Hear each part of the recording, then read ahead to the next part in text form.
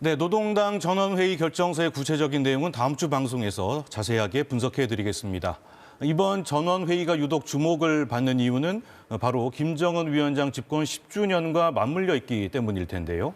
네, 김정은 위원장이 인민군 최고사령관으로 추대된 지 지난달 30일로 꼭 10년이 됐습니다. 새로운 10년을 시작하는 북한은 어떤 변화를 모색하고 있을까요?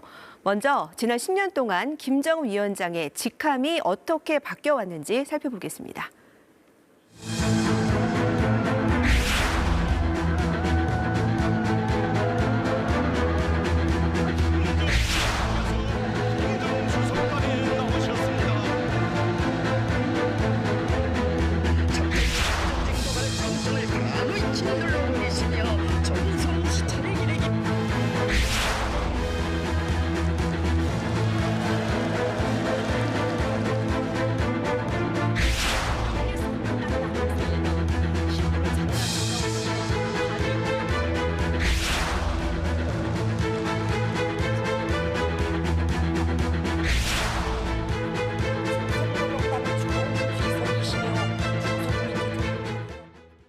네, 방금 보셨지만 이제 27살의 그런 앳된 얼굴의 청년이 이제 집권 10년 만에 이제 수령 반열에까지 올랐어요.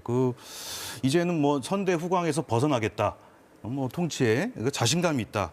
이렇게 좀 봐야 되는 겁니까, 남 교수님? 네, 그렇습니다. 지금 우리 KBS 화면에서 6개의 직함을 소개한 것 같습니다. 10년 전에 사실 임 교수님이나 저나 27의 젊은 지도자가 과연 소프트 랜딩 할 수 있을까 하는 우려가 있었죠. 그러나 통치는 나이로 하는 것이 아니고 시스템으로 한다는 것을 증명했습니다. 김정은 위원장은 소프트 랜딩에 성공을 했습니다. 왜냐하면 이 체제, 사회주의 유일 수령 사상 체제로 운영이 되기 때문에 나이는 문제가 되지 않았고 그는 또 그런 대로의 지도력을 통해서 소프트 랜딩에 성공했다고 볼 수 있겠습니다. 네, 그런데 김정은 위원장은 어떻게 이렇게 막강한 권력을 갖게 됐을까요? 화면으로 또 다시 한번 보시겠습니다. 이용호 동지를 해임하기로 장성택을 사형에 처하기로 판결하였다.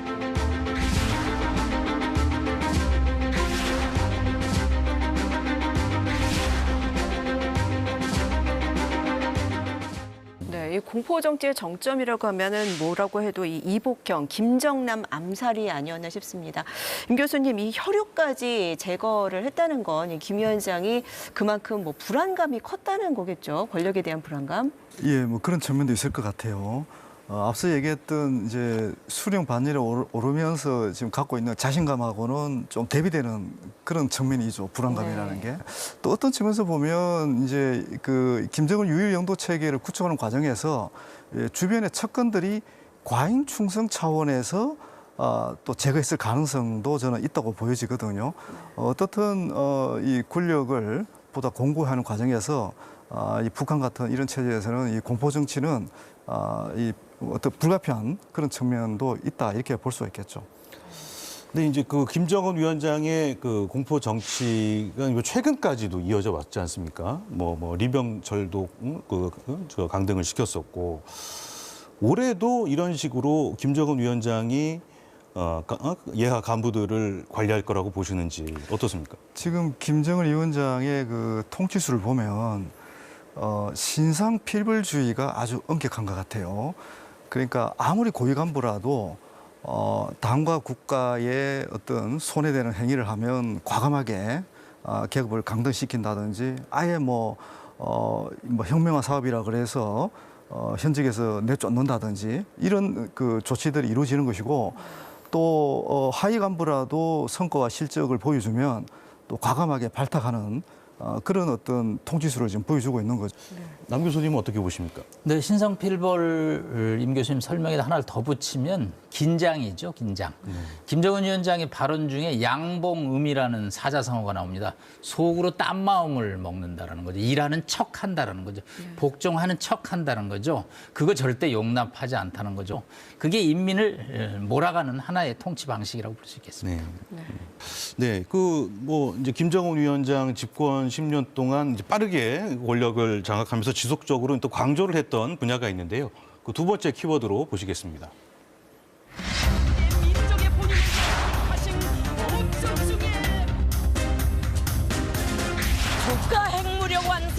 역사적 폐업 실현.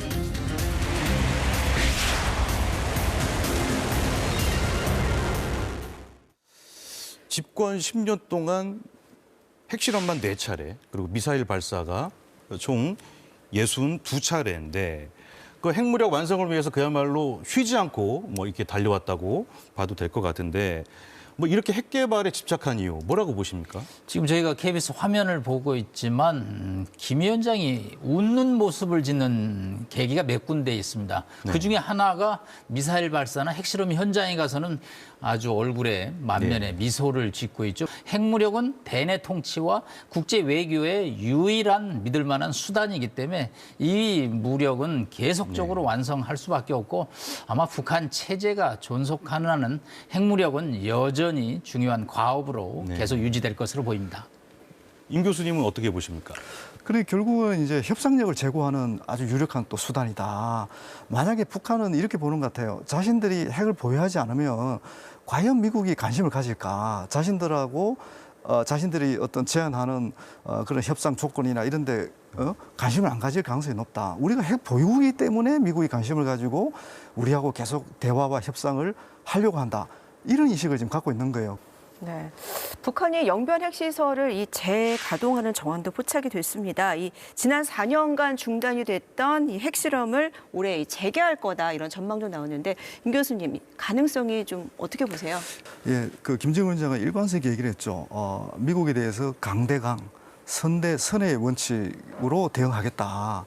북한은 기본적으로 자신이 설정해 놓은 국방 발전 계획, 거기에 따라서 첨단 무기를 계속 이렇게 개발하는 측면도 있고 다른 한 측면에서는 미국이 자신들에 대해서 어떻게 나오느냐 거기에 대응해서 핵실험도 할 수 있고 뭐 미사일 실험도 할 수 있다 이런 거거든요. 북한으로서는 이 네덜란드 넘었을 경우 또 자신들에게 어떤 불리한 점이 있는지 이런 부분도 치밀하게 계산할 수밖에 없는 거예요. 그러니까 앞으로 했던 정세 변화에 따라서 핵실험도 할 수 있고 그것보다 더한 것도 할 수 있다 이렇게 봐야 될 것 같습니다. 네. 네, 남 교수님은 어떻게 보십니까? 한국의 대통령 선거 3월 9일, 5월 15일 날 대통령 취임식이 있습니다. 그런데 이 상반기에 이 카드를 꺼내든다면 남북 관계는 뭐 아주 어렵게 되겠죠. 그래서 저는 상반기는 아마 북한이 카드를 좀 유보하고 하반기 들어서서 바이든 행정부와의 게임이 풀리지 않는다면 뭐 일단 미사일 카드부터 단계적으로 살라미 전술로 단계를 업그레이드 할 것으로 예상이 되고 있습니다. 네, 북한은 핵 무력 완성을 김정은 집권 10년의 최대 성과로 선전을 하고 있지만 핵을 지렛대로 삼았던 외교 담판은 실패하고 말았습니다. 세 번째 키워드 보시겠습니다.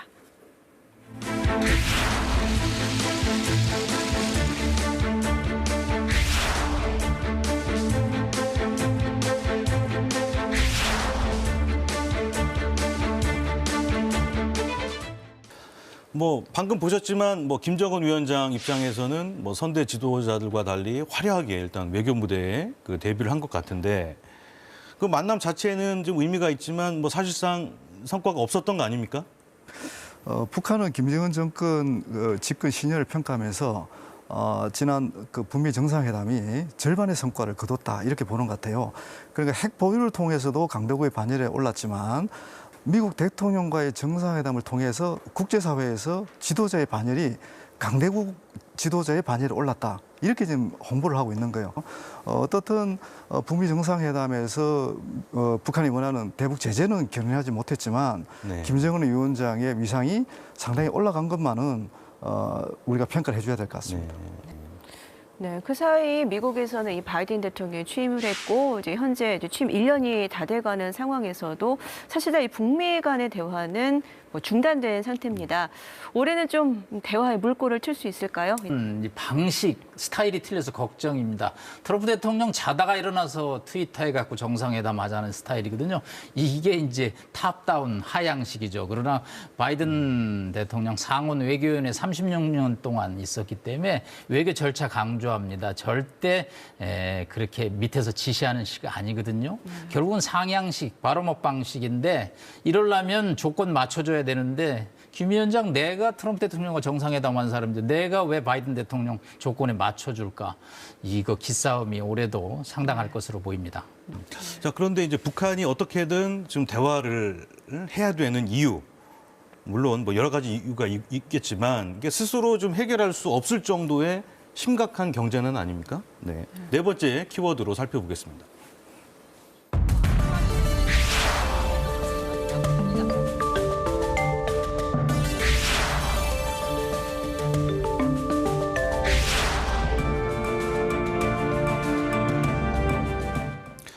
임 교수님, 지금 김정은 위원장이 추진했던 인민생활 향상 어떤 의미를 갖고 있습니까?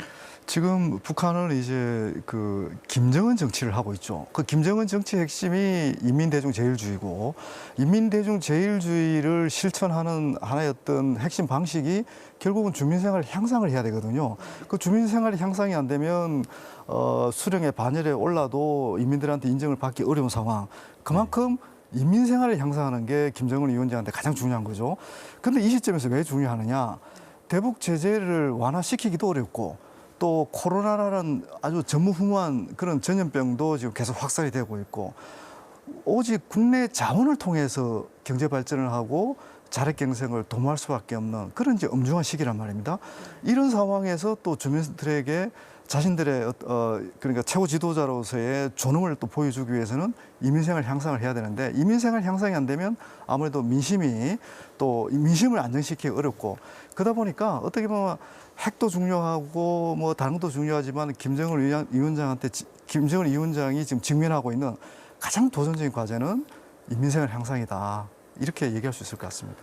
네, 먹고 사는 문제 해결하는 걸 북한이 1순위 과업으로 제시를 하고 있는데요.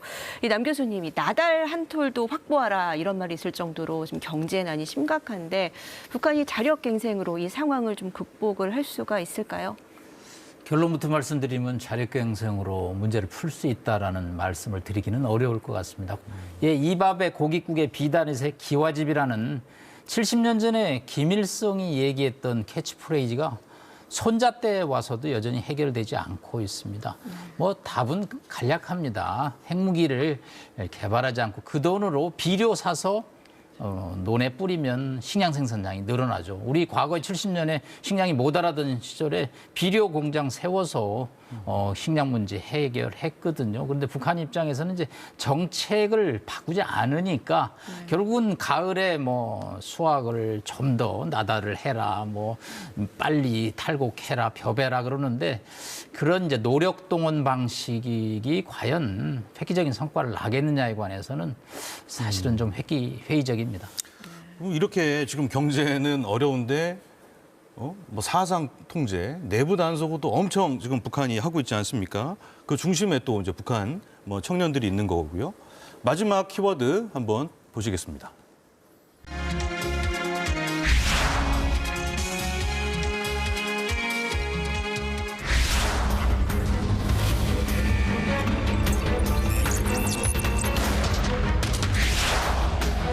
경의하는 총비서관님께서는 사람들은 하나의 공과 비상을 안고 자, 이렇게 김정은 위원장도 청년 세대를 많이 아끼는 모습을 그동안 사실은 많이 보여줬는데 왜 이렇게 사상 통제를 한 겁니까? 청년들을 왜 이렇게 단속한 겁니까?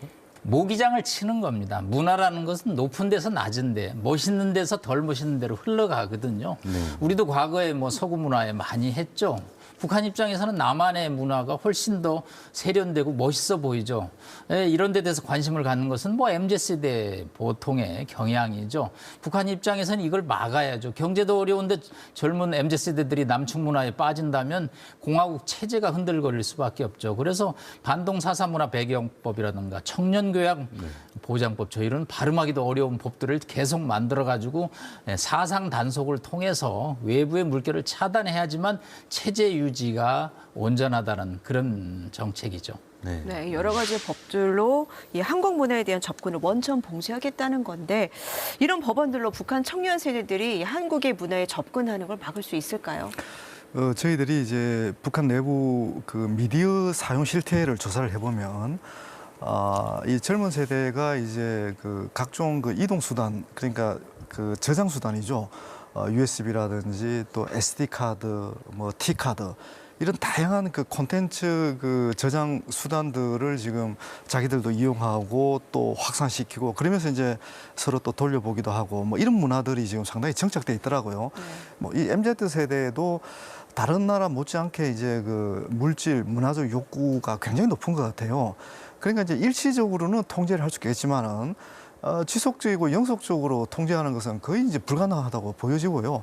그래서 이제 북한이 나름대로 이 젊은 세대의 이제 욕구를 충족시킬 수 있는 아주 그 신선한 콘텐츠를 지금 남들은 만들고는 있어요. 근데 과연 이제 우리 한국 문화, 우리 그 한류 문화하고 비교를 했을 때 이제 경쟁력이 없는 거죠. 그러다 보니까 이제 한류를 더 막으려고 하는 거고 자기들이 만든 콘텐츠를 더 확산시키려고 지금 하고 있는 거거든요. 임 교수님께 다시 또 여쭤볼게요. 만약에 이제 새해 남북 관계가 호전이 되면, 그러면은 뭐 북한 입장에서 다시 또 이제 그 한류 단속을 좀 뭐 완화시킬 수도 있다고 보시나요? 결국 이 한류 단속의 수위는 남북 관계의 신뢰에 달렸다고 봅니다. 네. 그러니까 북한이 이 남측하고 교류 협력을 활발하게 진행해도 이 청년들의 어떤 그 사상에 미치는 영향을 얼마든지 관리 가능하다. 이런 판단을 하면 뭐 더 허용할 수도 있고 그런데 이제 남쪽 정부와 남쪽 사회를 신뢰할 수도 없고 또 이게 어설프게 문화교류 또 교류 협력을 추진했다가는 오히려 역효과가 날 수도 있다. 이런 판단을 하면 이제 더 단속도 하겠죠. 근데 과거의 남북 교류 협력의 사례를 제가 오랫동안 지켜보면 이 한류의 허용 범위는 순전히 신뢰 문제예요. 이제 신뢰의 여부에 따라서 뭐 그 북한 당국의 또 통제 여부도 달라질 거다 이런 말씀 주셨고 남 교수님은 어떻게 보십니까? 네, 자신감이겠죠. 동서독은 1950년도부터 방송을 서로 허용했습니다. 그러나 우리는 지금 남북한의 방송 교류가 안 되죠. 뭐 과거에 남북한의 문화 교류가 있던 시절이 있었습니다. 그런데 이제 긴장이 고조되기 시작하면 문화부터 교류부터 없어지거든요. 특히 김정은 위원장 입장에서는 경제가 어려운 상황에서 문화 교류를 허용했을 때 자칫하면 진짜 MZ세대들이 BTS에 빠져가지고 맨날 그러면 정말 큰일 나겠죠. 그렇기 때문에 이 새해에서도 남북 간의 문화 교류는 조금 순위가 뒤로 밀리지 않을까 봅니다. 네. 네.